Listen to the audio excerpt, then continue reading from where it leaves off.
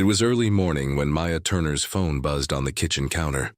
She didn't expect anyone to text this early, so she wiped her hands and picked it up casually.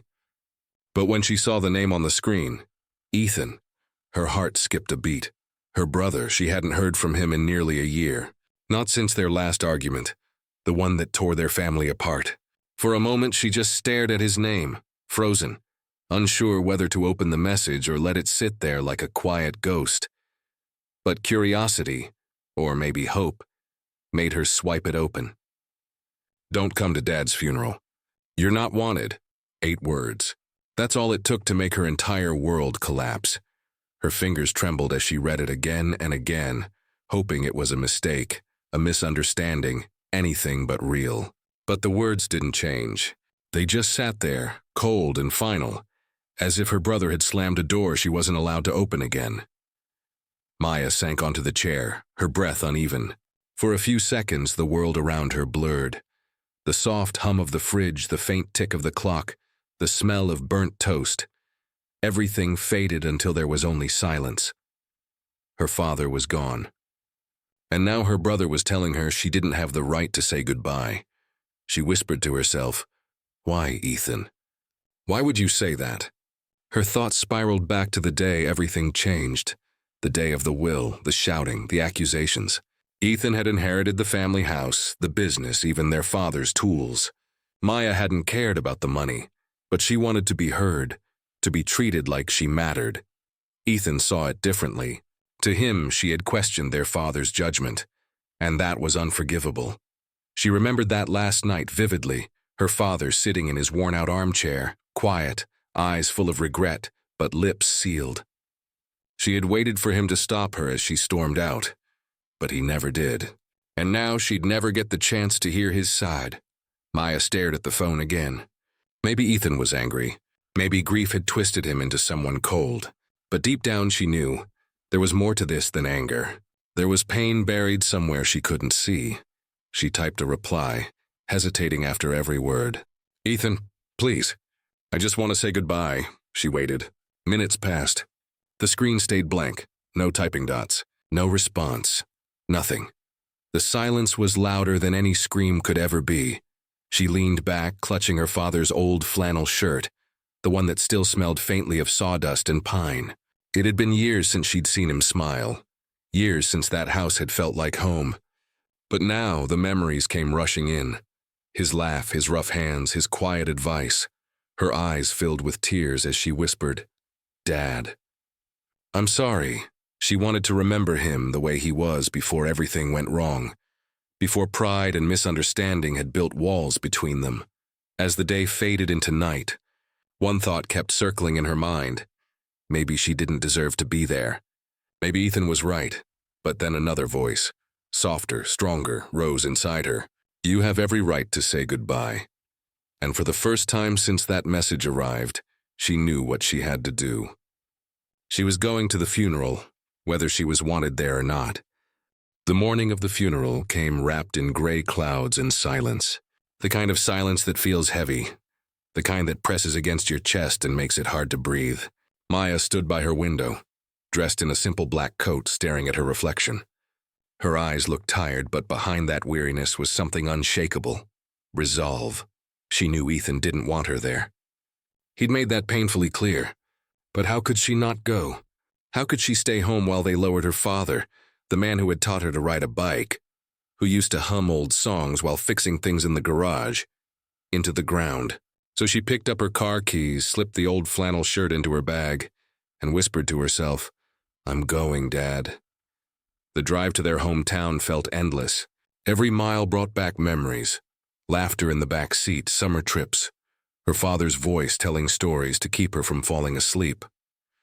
Now, those same roads felt colder, lonelier. When she finally reached the church, she parked far from the entrance, hoping no one would notice her. People were already gathered, friends, neighbors, distant relatives, all dressed in black. Whispering quietly, she stood there for a moment, her hand on the car door, her heart pounding so hard she thought it might give her away. Then, taking a deep breath, she stepped out. Each step toward the church felt like walking through water, Every face she passed looked vaguely familiar, but distant, as if time had blurred their features. Some recognized her, others turned away. She couldn't tell if it was out of sympathy or judgment. When she reached the doors, she froze. Ethan was there, standing tall, composed in a dark suit. His face was unreadable. For a moment she thought he hadn't seen her. But then his eyes met hers, and the look he gave her cut deeper than any word ever could. Cold, distant, like she was a stranger. Maya's breath caught in her throat. She wanted to speak, to tell him she wasn't here to fight, only to say goodbye. But before she could, Ethan turned away, toward the guests. Toward the coffin and anywhere but her. Her hands trembled. But she walked inside anyway. The smell of flowers filled the air, mixed with the faint scent of wood polish and candles. The soft hum of an organ played in the background. At the front of the church, the coffin rested beneath a photograph of her father, smiling, alive the way she wanted to remember him. Maya sat in the last pew, her eyes fixed on that photo. Every second felt like an ache. Memories came uninvited. Her father teaching her how to fix a broken chair, how to plant roses, how to stand up for what she believed in. A tear slipped down her cheek before she even realized it. Then came the eulogy. Ethan stood up to speak. His voice was steady, but every word carried a heaviness Maya had never heard before. He spoke about their father's dedication, his hard work, his strength, but not once did he mention her name. It was as if she didn't exist. Maya bit her lip to keep from crying out. When the ceremony ended, people began walking toward the exit, whispering condolences. She waited until most of them had gone, then slowly approached the coffin. Her knees felt weak as she reached out and placed her trembling hand on the smooth wood. "Hi, Dad," she whispered. "I know I shouldn't be here, but I couldn't stay away." Her voice broke. "I'm sorry for everything, for leaving, for not calling, for the silence between us. I hope you know, I never stopped loving you." She slipped the flannel shirt from her bag and laid it gently beside the coffin. It was the one he always wore when fixing the fence, the one that smelled like home. As she turned to leave, she saw Ethan standing near the doorway, watching her. For a moment, neither of them spoke. Their eyes met, hers filled with tears. His unreadable but softer now. Then, without a word, he stepped aside, letting her pass. Outside, the sky had started to clear. The sun was fighting its way through the clouds, faint but determined, a quiet reminder that light always finds a way back. Maya stood there for a long time, breathing in the cold air, feeling both broken and at peace. For the first time in a long while, she didn't feel angry, just empty. But deep down she knew this wasn't the end. Ethan's silence wasn't hatred. It was something else, something that still needed to be uncovered. The next morning, the rain had stopped, but the sky still carried a dull grayness that felt like unfinished grief. Maya sat in her car outside the small inn she had checked into the night before. Sleep hadn't come easily. Every time she closed her eyes, she saw Ethan's face, distant, guarded, full of something she couldn't name. She replayed the funeral in her head over and over, the way he had looked through her, the way he had stepped aside at the end. There was something in his eyes that didn't match his words. It wasn't just anger, it was pain. She took a deep breath and whispered to herself, "There's something he's not telling me." For a moment, she thought about leaving town, just driving away, letting the past stay buried. But her heart wouldn't let her. Something inside her said she needed to know the truth, not for closure, but for peace. So she started the car and drove toward the old family house. The closer she got, the more her chest tightened. The house stood at the end of a long dirt road, surrounded by the same apple trees her father had planted decades ago. The paint was peeling now. The porch creaked with age, but it still held the memories of a childhood that once felt simple. She parked near the fence and sat there for a moment, watching the curtain in the living room move slightly. Ethan was home. Gathering every ounce of courage, she stepped out and walked to the door. Before she could knock, it opened. Ethan stood there, tired, worn, his tie gone, sleeves rolled up. He looked at her for a long second, neither surprised nor welcoming. "What are you doing here, Maya?" he asked quietly. She swallowed hard. I needed to talk, please." He hesitated, then stepped aside. "Come in."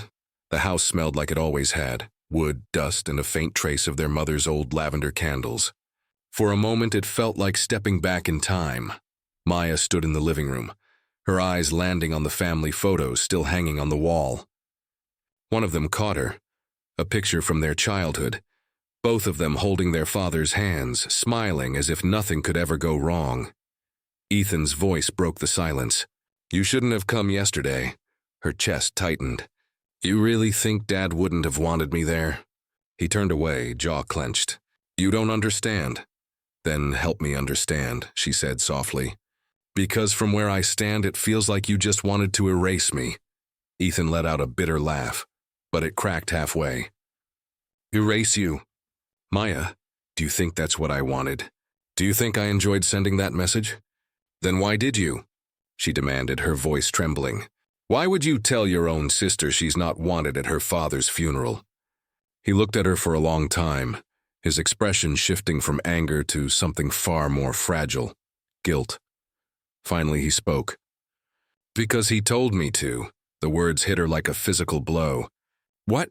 Ethan's voice was low, almost breaking. "Dad didn't want you there, Maya, before he passed. He asked me to make sure you didn't come." She stared at him, speechless. "You're lying." "I wish I was," he said. "He made me promise. He said you shouldn't see him that way, that it would only hurt you more. He wanted you to remember him as he was, strong, proud, not broken." Maya felt her knees weaken. She gripped the edge of the table to steady herself. No, that can't be true." "Dad would never," Ethan interrupted softly. "He was ashamed, Maya, not of you, of himself. He thought he failed you, that he'd pushed you away and couldn't fix it. The night before he went into the hospital, he told me, 'Tell her I'm sorry, but don't let her see me like this.'" Tears welled in her eyes as she shook her head.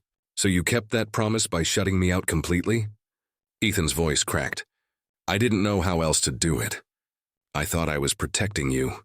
But when I saw you there yesterday," he paused, eyes glistening, "I realized I was just protecting myself."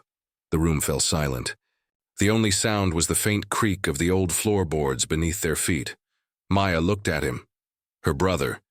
The same boy who used to chase her through those apple trees. The one she'd once trusted with everything.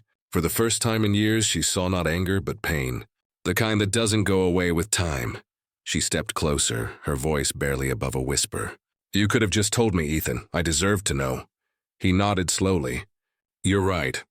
I should have. I just couldn't face what we both lost." Maya wiped her tears and glanced at the photo of their father on the mantel. His familiar smile stared back at her. Warm, kind, forgiving. And in that quiet, fragile moment, she realized something she hadn't felt in years. Her father hadn't rejected her. He'd loved her. Enough to protect her from his own pain. Ethan sat down heavily on the old couch, his head in his hands. "I'm sorry, Maya." She took a slow breath and sat beside him. "I know," she said gently. "And maybe it's time we both stop running from him, and from each other." For the first time since the message arrived, the air between them didn't feel heavy.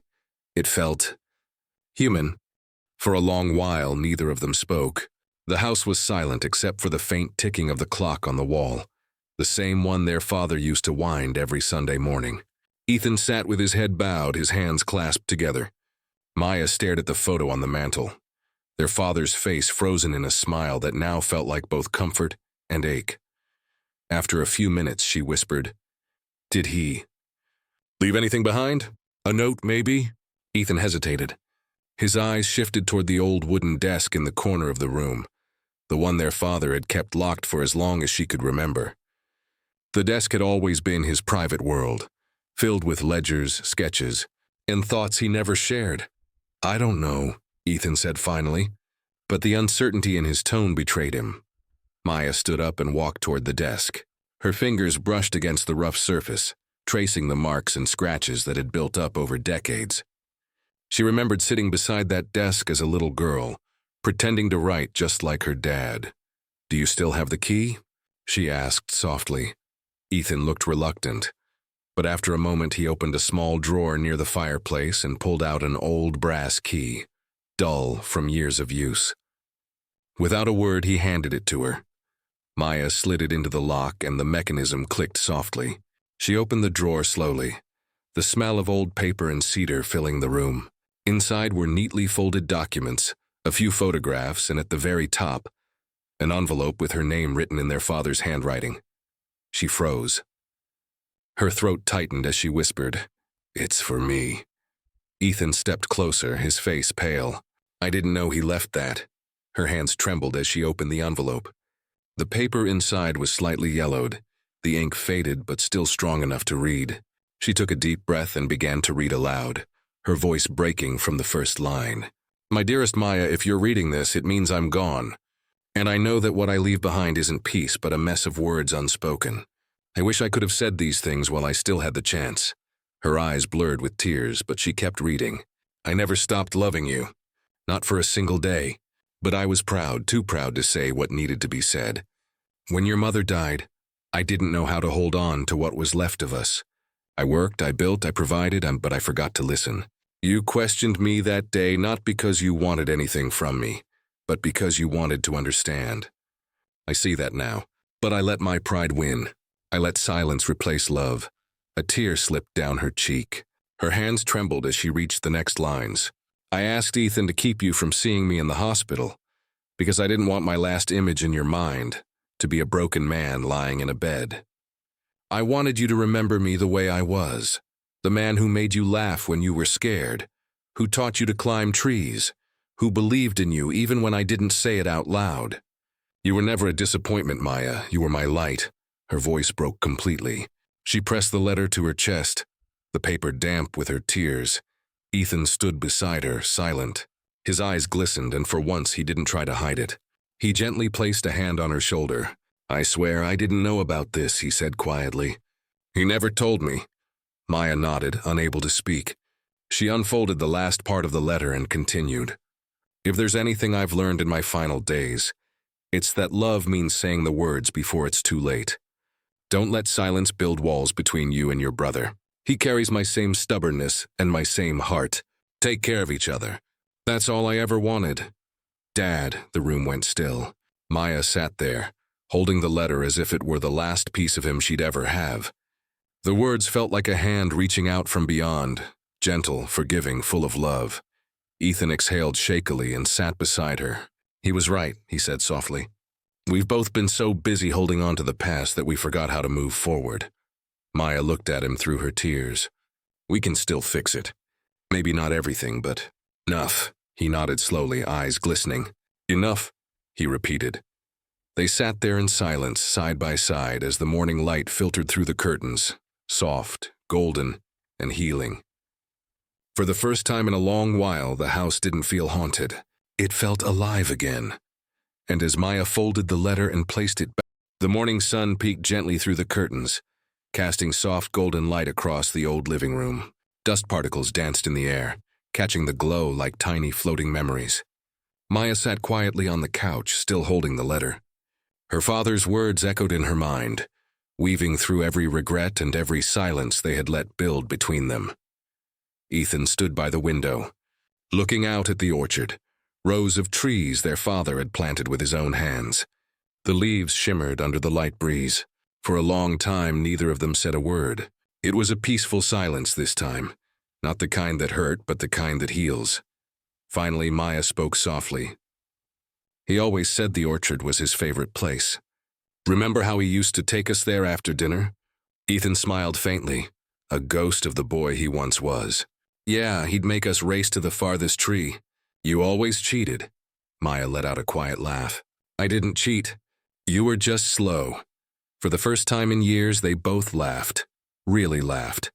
It wasn't loud or careless, but it felt genuine. The kind of laugh that says we're still here. After a while, Ethan said, "There's something else. Something I didn't show you yesterday." He walked over to a cabinet and opened a small wooden box their father had kept locked for decades. Inside were old photographs, faded letters, and a folded document. He handed it to her. "What's this?" she asked. "It's the deed to the orchard," he said quietly. "Dad left it in both our names." Maya looked up, stunned. "Both?" Ethan nodded. "I thought he only left everything to me. But the lawyer called this morning, said there was a mistake in the first will. Dad had changed it before he passed." Her eyes filled again, but this time the tears weren't from pain. They were from something softer. He wanted us to share it, she whispered. Ethan's voice broke slightly. He wanted us to come back here. Together. They both stepped outside. The grass was wet from last night's rain, and the air smelled of earth and new beginnings. As they walked through the orchard, the memories returned. Their father teaching them how to prune branches, how to pick the ripe ones, how to care for something that grows slowly but lasts forever.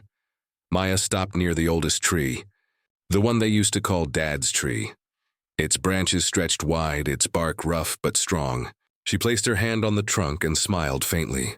It feels like he's still here. Ethan nodded, his eyes soft. Maybe he never really left. They stood there for a long time, listening to the quiet rustle of leaves. The orchard seemed alive with whispers, echoes of laughter, footsteps, old stories carried by the wind. Then Maya noticed something near the roots of the old tree, a small wooden box half buried in the soil. Ethan, look. They knelt down and gently pulled it out. It was weathered, covered in dirt, but still intact. Ethan opened it carefully. Inside was a small note, a rusty key, and a photograph. The photo showed their family, Mom, Dad, Ethan, and little Maya, standing right there by the same tree, all smiling. On the back of the photo, in their father's handwriting, were the words, "For when you find your way back home." Ethan unfolded the note beside it. If you're reading this, it means you finally stood together again. This orchard isn't just land. It's a reminder that what's planted with love can survive anything. Take care of it and take care of each other. Ethan's voice cracked as he finished reading. He knew we'd come back. Maya smiled through her tears. He always did. She looked around the orchard, at the trees her father had planted, at the soil that held his sweat and love. And for the first time since that message appeared on her phone, she felt peace. Not the kind that erases pain, but the kind that grows around it like roots around stone. Ethan slipped the key into his pocket. You know, he said quietly, we could bring this place back to life. Maybe start over. Make it ours. Maya nodded, her voice soft but certain. I think that's exactly what Dad wanted. They stood side by side, watching the sunlight spread across the orchard, turning the leaves into gold. The bitterness, the distance, the years of silence, all of it began to fade into something gentler, something almost beautiful. In that moment, they weren't just siblings trying to forgive each other. They were two parts of the same story, finally learning how to write the ending together. And as the wind brushed against their faces, Maya whispered, "Thank you, Dad, for one last gift." A few months had passed since that morning under their father's tree. The orchard, once silent and forgotten, had begun to breathe again. The scent of ripe apples filled the air, mingling with the laughter of children who came to visit every weekend. The fences had been fixed, the soil tilled, and the old signboard repainted with a new name, Turner Family Orchard. Maya stood by the entrance, her hands resting on the fresh wooden sign. She could almost hear her father's voice in the wind, warm, proud, and teasing as always. You finally did it, kiddo, he would have said.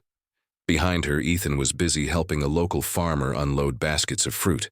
His face looked calmer now, the bitterness gone, replaced with something quieter, peace.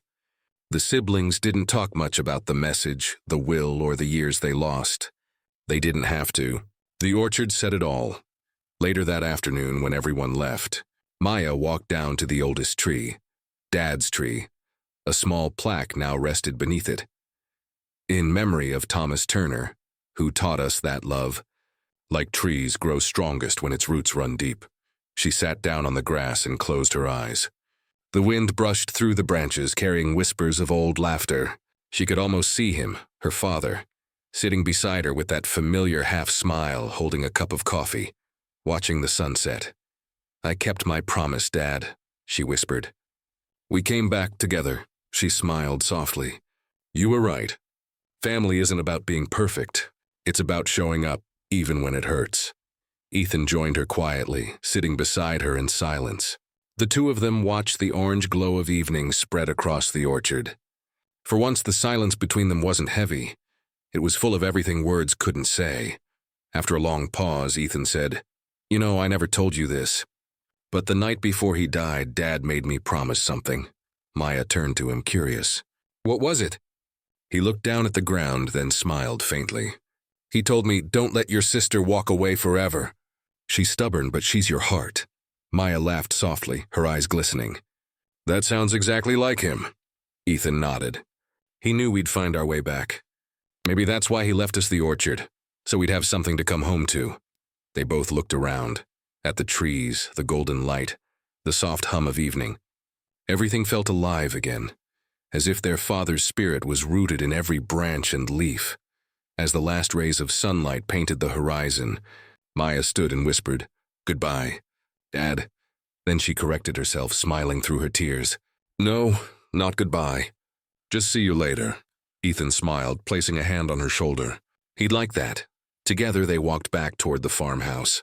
The sky above them glowed in shades of gold and crimson, and the air carried the faint sound of the wind rustling through the orchard, like a father's laughter echoing through time.